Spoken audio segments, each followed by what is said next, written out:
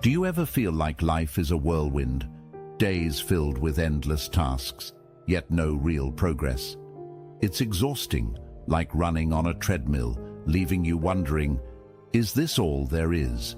Most of us live reactively, chasing urgency and distractions, but the Stoics remind us that life's true measure isn't busyness, it's intention.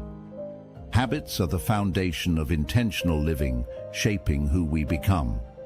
As Epictetus said, first say to yourself what you would be, and then do what you have to do. The habits we'll explore today are a roadmap, not quick fixes, but tools to align your actions with your values. Whether you're starting fresh or stuck in the grind, these habits can help you reclaim your power, live purposefully, and discover the life you've been searching for. Let's begin. Habit 1. Be proactive. Have you ever noticed how much we blame the world around us when things go wrong? The weather ruins our plans, a rude coworker puts us in a bad mood, or unexpected traffic makes us late, and somehow it feels like the universe is conspiring against us. But here's a question worth pondering. What if the problem isn't out there, but within us? What if, as the Stoics believed, our real power lies not in controlling what happens to us, but in how we respond to it? This idea of reclaiming control over our reactions is at the heart of being proactive. Life will throw curveballs, delays, disappointments, difficult people, but here's the thing. None of these have the power to derail you unless you let them. And that's what being proactive is all about. It's about realizing that while you can't control the events of the world, you are the master of your mind, your emotions, and your actions. Let's break this down with something we all encounter daily: other people's behavior. Imagine you're in line for coffee and someone cuts in front of you. Instantly, your blood starts to boil. You're thinking, who does this person think they are? Now, at this moment, you have a choice. You can let that frustration take over, ruining not just your coffee run, but your whole morning. Or you can pause, take a breath, and remind yourself, this is not worth my peace of mind. That moment of pause is where the magic happens. The Stoics called it the space between stimulus and response, and it's where our power to choose lies. Let's take this a step further.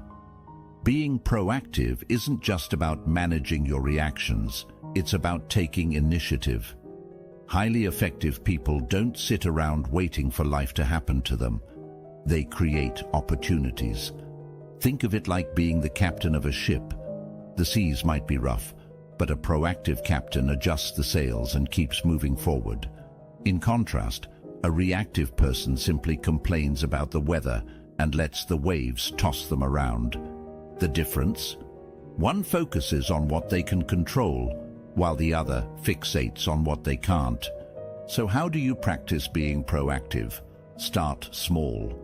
The next time something doesn't go your way, a late bus, a snarky comment, an unexpected expense, pause. Ask yourself, is this worth my energy? More often than not, the answer is no. Redirect your focus to what you can control. Can you plan your schedule differently? Can you communicate more clearly? Can you shift your mindset to see the challenge as an opportunity? And don't forget to prepare. A proactive life isn't built on winging it. It's built on intentionality. Start your mornings by setting an intention for the day. Think of it as laying the foundation for how you'll respond to whatever comes your way. Reflect on the Stoic idea of the dichotomy of control. Focus on what's within your power, your thoughts, actions, and attitudes, and let go of what isn't. Habit 2. Begin with the end in mind. Have you ever felt like you're constantly busy, but not really sure if you're doing the right things? Like you're checking off tasks, running errands, and meeting deadlines, but somewhere deep down, you're wondering, what's the point? It's so easy to get caught up in the hustle of life that we forget to step back and ask ourselves, where am I actually going? The Stoics had a word for this: telos, your ultimate purpose, the reason behind the things you do. They believed that without a clear sense of direction, even the busiest person can waste their life chasing the wrong things. This brings us to the idea of beginning with the end in mind. Imagine life as a journey. If you don't know your destination, how will you know which roads to take? It's like setting out on a hike without knowing where the trail ends. You might wander around, see some interesting sights, but you'll never feel the satisfaction of reaching a peak or seeing the view you came for. The same applies to life. Without a clear vision of what you're aiming for, it's easy to spend your days chasing distractions instead of building the life you truly want. When you start with the end in mind, everything changes. Decisions that once felt overwhelming become clearer. Should you take that new job? Should you invest your time in a particular relationship? Should you buy that flashy car? Instead of making choices based on what's popular or easy, you align them with your ultimate vision. And let me tell you, this alignment is where real power lies. Epictetus put it perfectly. First, say to yourself what you would be, and then do what you have to do. But how do you figure out what your end looks like? Start by asking yourself some deep questions. What are your core values? What kind of legacy do you want to leave? Who are the people you want to grow alongside? These aren't questions you answer in 5 minutes. They take reflection, journaling, and maybe even a few long walks to really sink in. But once you start exploring them, you'll notice a shift. Your priorities will begin to align with your purpose, and your actions will feel more intentional. One of the most powerful tools to help you stay focused on your vision is creating a personal mission statement. Think of it as a compass, a short, clear declaration of what you stand for and where you're headed. It could be as simple as, I live to grow, to serve others, and to find joy in the small moments. Or it could be more detailed, outlining your goals for your career, relationships, and personal growth. The point isn't to write something perfect, it's to create a guide that helps you stay on course when life inevitably throws you off track. Living with the end in mind also helps you say no to things that don't serve your purpose. We're constantly bombarded with opportunities, requests, and distractions. Without a clear vision, it's tempting to say yes to everything, fearing we'll miss out. But when you know what you're working toward, it becomes easier to recognize what's a distraction versus what's essential. As Seneca wisely said, it is not that we have a short time to live, but that we waste much of it. Habit 3. Put first things first. Have you ever felt like your to-do list is running your life? You wake up, glance at all the things you need to do, and immediately feel overwhelmed. So you start tackling the easiest tasks first, just to feel like you're making progress. But by the end of the day, you realize you've been busy, so busy, but you didn't get to the stuff that really matters. Sound familiar? You're not alone. Most of us are living in survival mode, putting out fires and handling whatever feels most urgent. But here's the problem: urgency often crowds out importance. This is where the habit of putting first things first comes in. Think of your life like a jar. The important things, your health, your relationships, your personal growth, are the big rocks.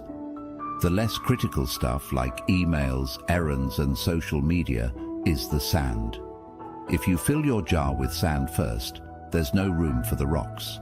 But if you put the rocks in first, the sand can fill the gaps. The big rocks need to come first, every single time.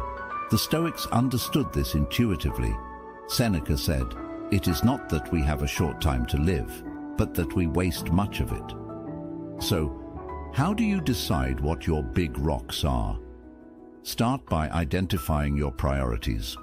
What are the things that, if you focused on them, would bring the most value to your life?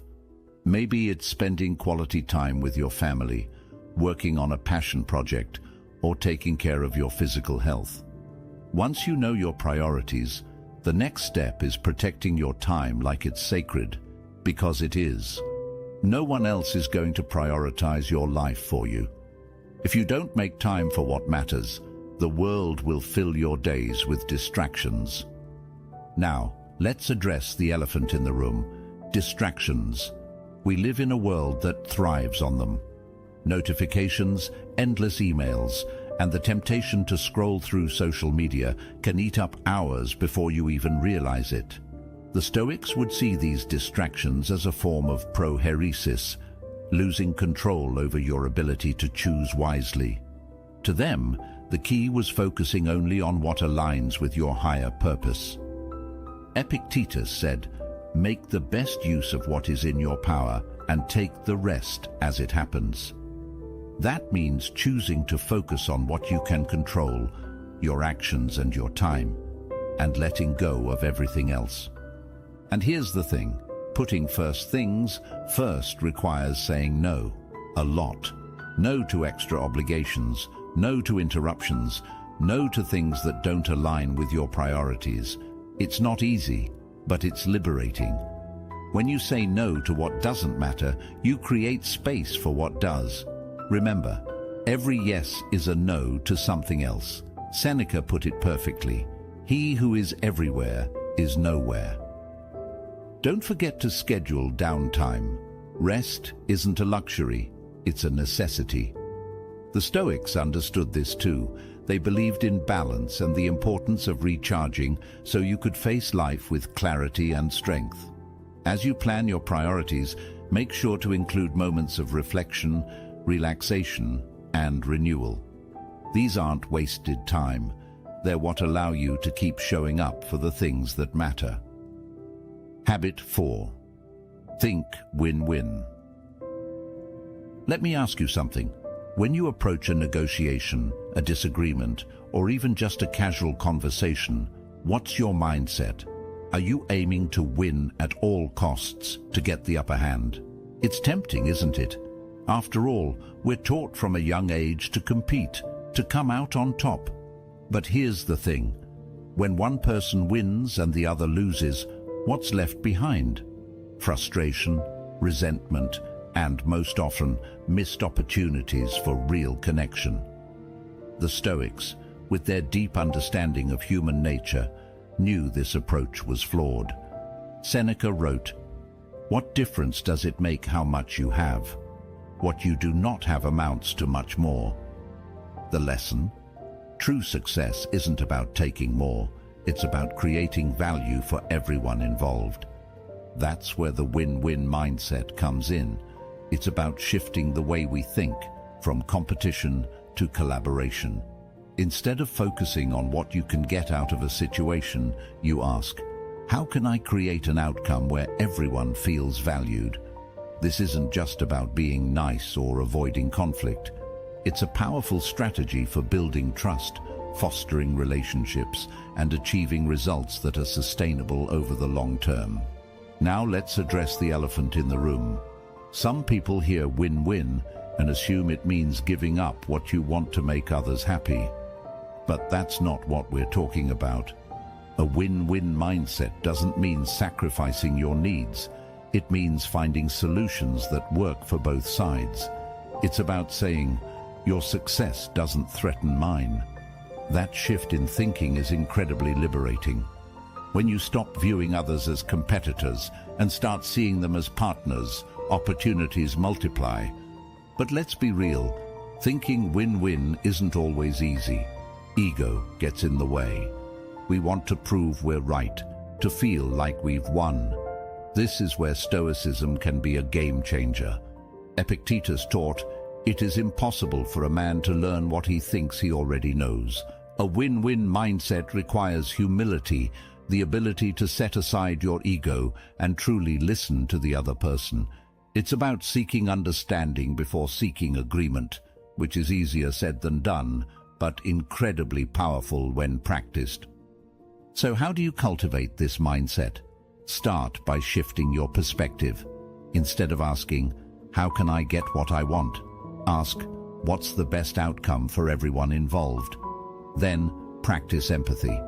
Put yourself in the other person's shoes and try to see the situation from their point of view. What do they want? What do they need? When you approach a conversation with this level of understanding, you'll find it easier to build trust and create solutions that work for both sides. Another key element is communication. Be transparent about your intentions and invite others to do the same. If you're negotiating, for example, be upfront about what you value and ask them to share their priorities. Often you'll find that what matters most to each person isn't in direct conflict. It's just a matter of aligning your goals. Habit 5. Seek first to understand, then to be understood. Have you ever been in a conversation where you felt like the other person wasn't really listening? Maybe you were pouring your heart out and they interrupted with advice you didn't ask for, or worse, they turned the conversation back to themselves. It's frustrating, isn't it? But here's the kicker. We've all been that person at some point. We think we're listening, but we're really just waiting for our turn to talk. It's such a common trap that most people don't even realize they're doing it. The Stoics, however, would have seen this as a missed opportunity. They believed that true wisdom begins with understanding others, not imposing your own opinions. Epictetus once said, "We have 2 ears and 1 mouth so that we can listen twice as much as we speak." Most of us listen with one goal in mind: to respond. Even when we're quiet, our brains are working overtime to craft the perfect reply, rebuttal, or piece of advice. But that's not real listening.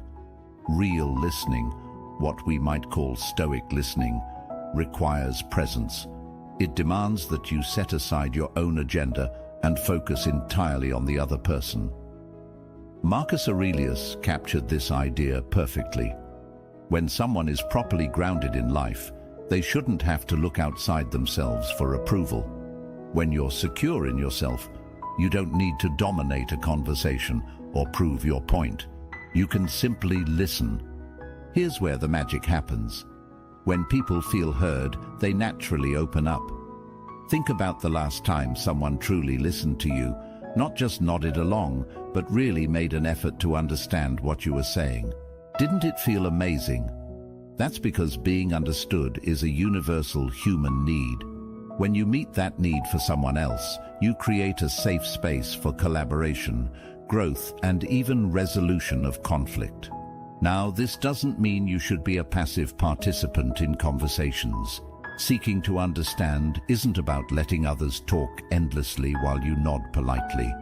It's about engaging with empathy and curiosity. Ask open-ended questions like, "Can you tell me more about how you're feeling?" Or, "What do you think would make this situation better?"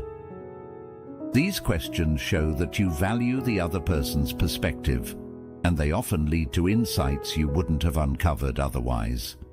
Another key aspect of this habit is recognizing nonverbal cues. People communicate far more than words can convey through their tone, body language, and facial expressions. The Stoics often emphasize the importance of observing others with clarity and objectivity, free from judgment. Epictetus might have said, "Do not merely listen to their words, but seek the intention behind them."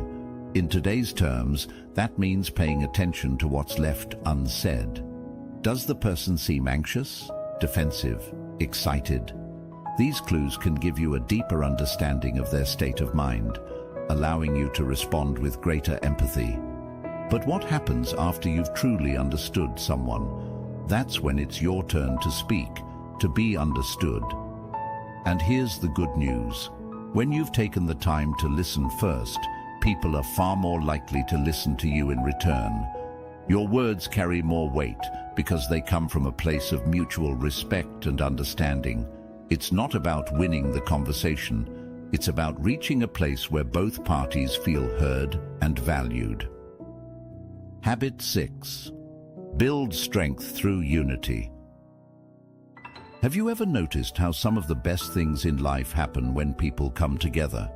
Whether it's a brilliant idea born from a team brainstorming session or a family working through challenges to grow closer, there's something powerful about collaboration. But here's the catch. Working with others isn't always easy. Personalities clash, egos get in the way, and sometimes it feels simpler to just do everything yourself. Still, when we isolate ourselves, we miss out on something extraordinary. The Stoics understood this deeply, teaching that humans are inherently social beings, designed to thrive through cooperation. Marcus Aurelius wrote, "What brings no benefit to the hive brings none to the bee." In other words, when we work together, we all flourish. This idea is the essence of synergy, the principle that the whole is greater than the sum of its parts. Think of it like baking a cake.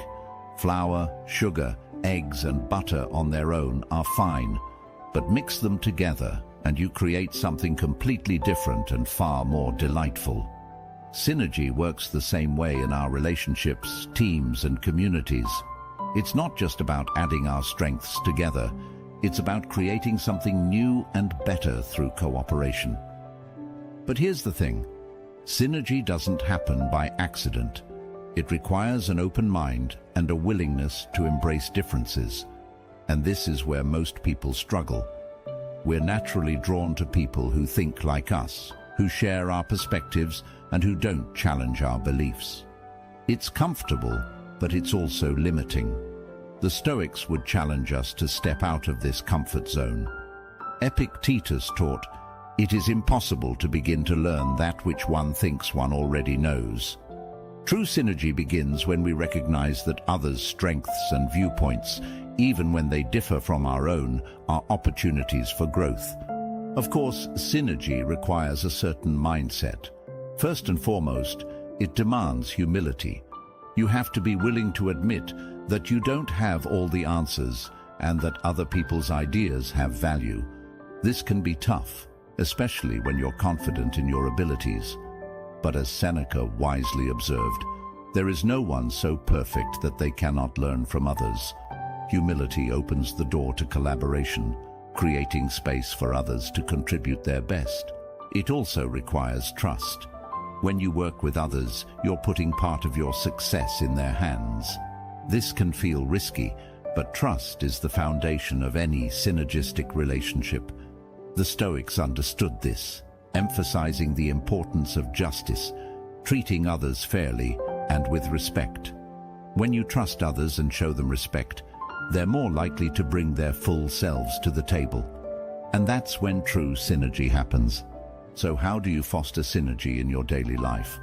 Start by practicing active listening. When someone shares an idea, resist the urge to judge or dismiss it. Instead, ask questions, explore their perspective, and look for ways their strengths can complement yours. Approach disagreements as opportunities, not obstacles. And most importantly, stay curious. Curiosity keeps you open to new possibilities and helps you see challenges as puzzles to solve together. Habit 7. Sharpen the saw. Have you ever felt like you're running on empty? Maybe you've been working non-stop, juggling responsibilities and pushing yourself to the limit. At first, it feels productive. You're getting things done, meeting deadlines and checking off tasks. But over time, the cracks start to show.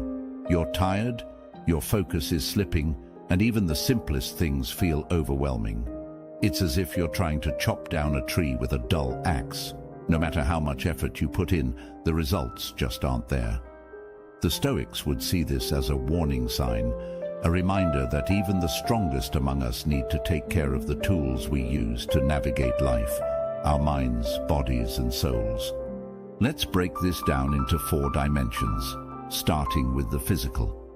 Your body is the foundation of everything you do, and yet it's often the first thing we neglect. We skip meals, skimp on sleep, and tell ourselves we'll exercise later. But here's the thing, when you take care of your body, you're not just improving your health, you're enhancing your ability to think, work, and connect with others. Regular exercise, nutritious food, and quality sleep aren't luxuries, they're necessities. Even the Stoics, who valued discipline, recognized the importance of physical well-being. Epictetus said, "Wealth consists not in having great possessions, but in having few wants. This includes taking care of the body's basic needs so it can support a life of purpose." Next, let's talk about mental renewal. In today's world, our minds are bombarded with information, emails, news, notifications, endless to-do lists. It's no wonder we feel overwhelmed. Sharpening the mental saw means creating space for focus and growth. This could mean reading a book that inspires you, learning a new skill, or simply giving yourself time to think without distractions. The Stoics believed in the power of reflective thought. Marcus Aurelius, for instance, used his journal to clarify his values and work through challenges. He wrote, "If you are distressed by anything external, the pain is not due to the thing itself, but to your estimate of it. And this you have the power to revoke at any moment." Taking time to reflect sharpens your ability to respond wisely to life's challenges. The emotional dimension is equally important. Life's demands can take a toll on our relationships and emotional well-being if we're not careful. Sharpening this part of the saw means nurturing connections with others and practicing self-compassion. The Stoics emphasized the value of relationships, understanding that humans are social creatures by nature. Marcus Aurelius reminds us, "When you arise in the morning, think of what a privilege it is to be alive, to breathe, to think, to enjoy, to love." Gratitude and connection help restore emotional balance, making us more resilient in the face of stress. Finally, there's spiritual renewal, the dimension that ties everything together. For the Stoics, this was about living in alignment with your principles and recognizing your place in the larger order of things. It's not necessarily about religion, but about purpose and meaning. When was the last time you paused to reflect on what truly matters to you? Whether it's through meditation, prayer, journaling, or simply sitting in nature, spiritual renewal gives you the clarity to focus on what's most important. Thank you for being a part of Stoic Journal. If you found value in this, take a moment to watch one of the suggested videos on your screen. It's the next step in your journey toward a more intentional and meaningful life. Remember, progress, not perfection. Thank you for watching, and I'll see you in the next one. Stay grounded and keep growing.